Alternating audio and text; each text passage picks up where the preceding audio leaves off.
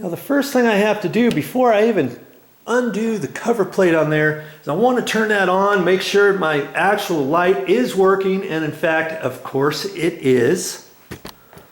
Now I can go down and find it on the electrical panel what circuit that I need to turn off before I start working on this dimmer switch. It's very, very important to always do that before you start pulling this apart, forgetting about it and taking this out and shocking yourself or even worse.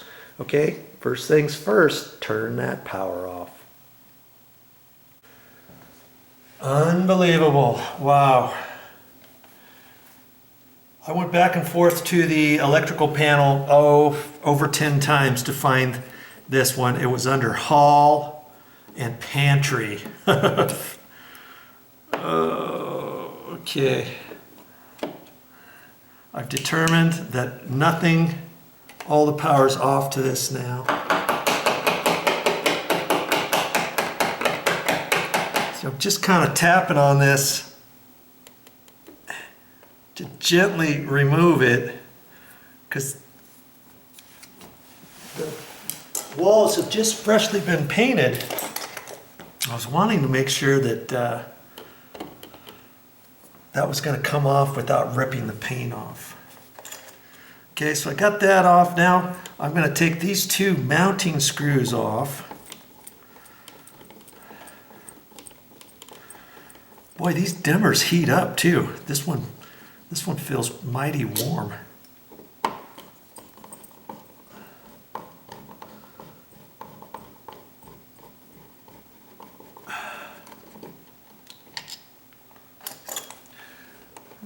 Gently pull that out of the wall, and we'll see what's going on with that.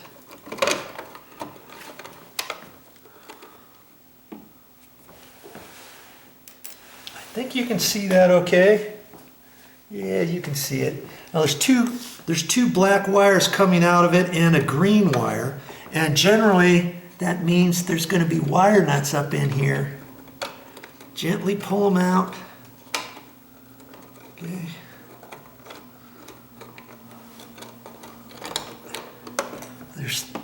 There's three wire nuts. Actually, there's a fourth wire nut back in there, but we don't have to mess with that one because we only have to concern ourselves with the ones coming out of this dimmer switch.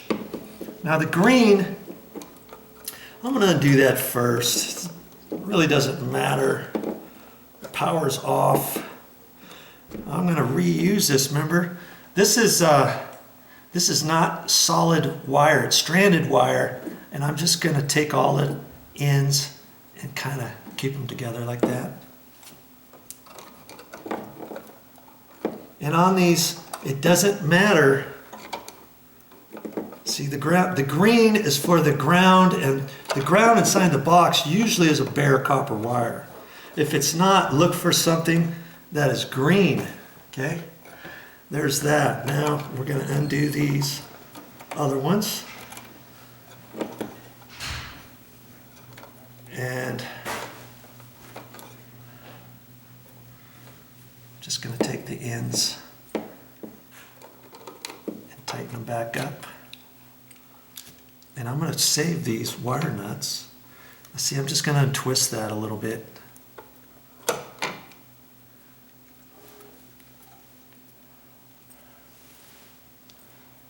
That'll be all ready to put in the next room, okay? That's what you want so far. You can do this. Okay, so far so good. Here's my new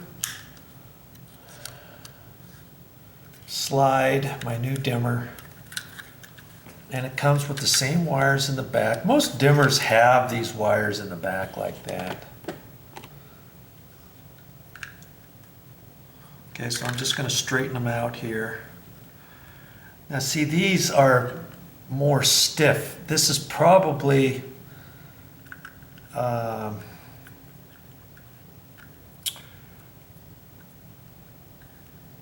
stranded wire, but then they connected the end and then they put some solder or something on there and tightened it up so it looks like solid wire. Okay, and see how long these are? How long that is? Wire nut. They gave me 3 new wire nuts.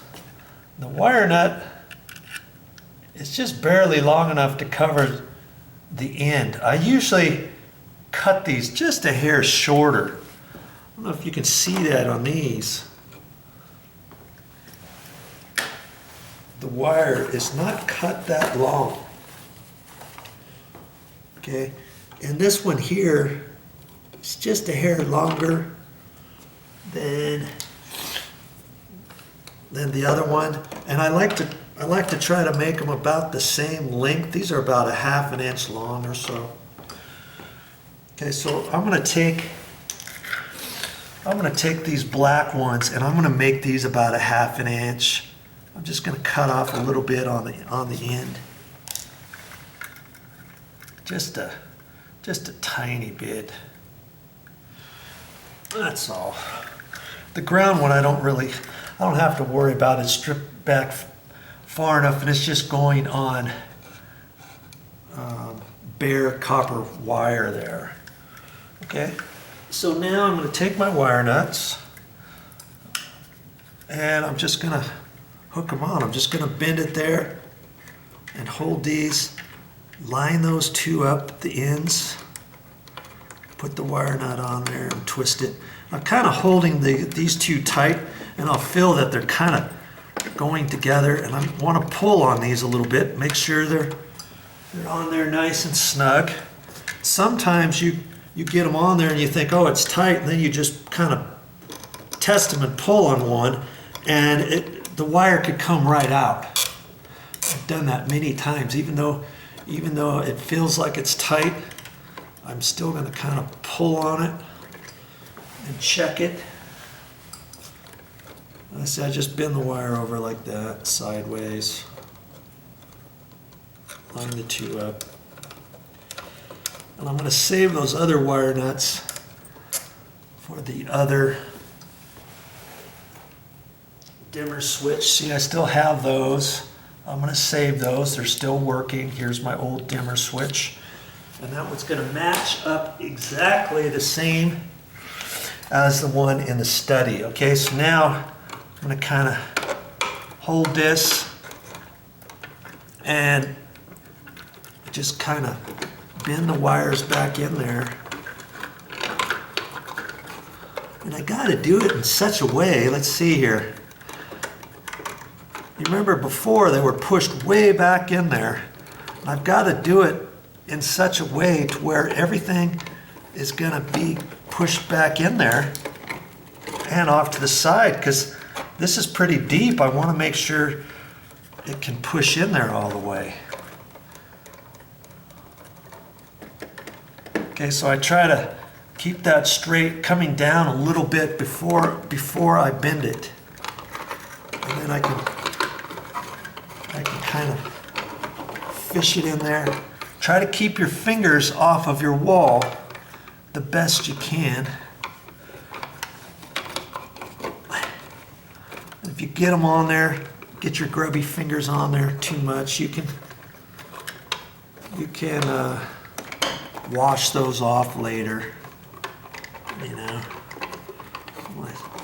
try to do it in such a way to where I can get the wire nuts back there all the way. See, now I can push that in, make sure I can get it in all the way, and I can. If you can't, then you're going to have to pull that back out, try to position the wire nuts in there the best you can. You know, you don't want any pressure on this without this having to be up nice and tight, because the new mounting screws, they're going to go back in the plastic box, and you don't want any pressure on those on the back side, okay? Because you might strip the wire or the screw out of the plastic box. And I just do these by hand. It doesn't take very long.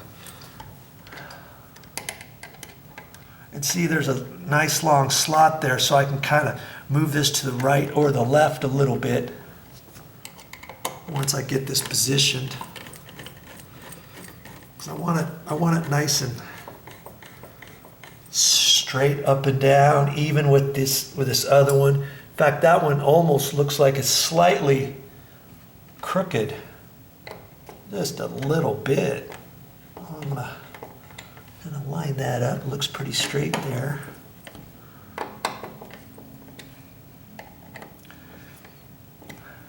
Way I can snug that up just until it's tight. I don't like using an electric battery operated drill for that. That looks pretty good. If anything, it looks like the bottom could be pushed in just a little bit more.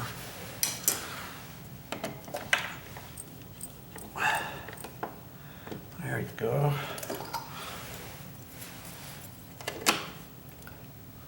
Well, that looks pretty good. In fact, this one's slightly off.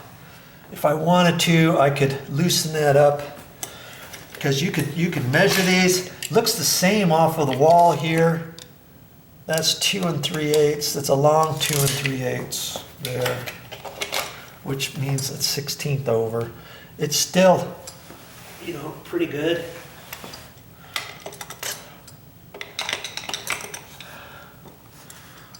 Now put the little screws back in. And just again, make those snug too. Don't over tighten it, or else you could crack the cover plate.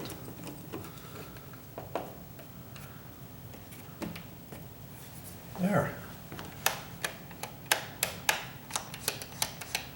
Well, we'll test that out after we put the next one in. And that's going to be next.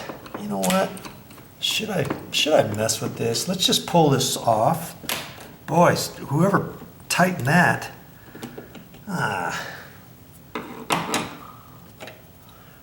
They put a slight crack in the cover plate because they put it on too tight. And I know the top needed to be gone over a little bit, and I can see where I might not be able to slide it over very far that way, so I'm going to do the bottom. Looks like the bottom could be slid that way. Okay, this is like for a little speakers that were up in the ceiling. This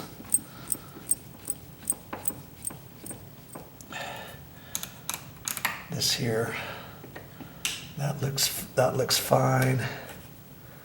Okay, that's all I got for this time, but I'll be back with more videos.